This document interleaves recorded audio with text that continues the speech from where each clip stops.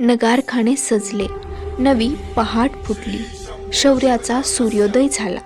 16 जानेवारी 1681. त्या दिवशी सिंहासनावर बसलेला कोणी सामान्य राजा नव्हता.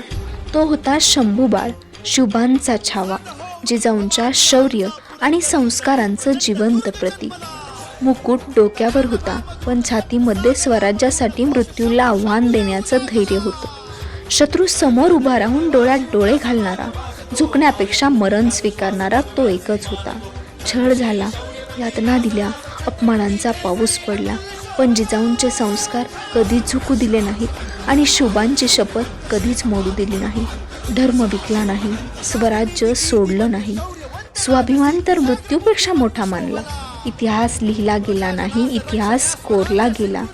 धर्मवीर, स्वराज्य रक्षक शंभूराजे, शुभांचा छावा, अखंड स्वराज्याचे धाकले धनी छत्रपती संभाजी महाराज याच सुवर्णदिनी झाले.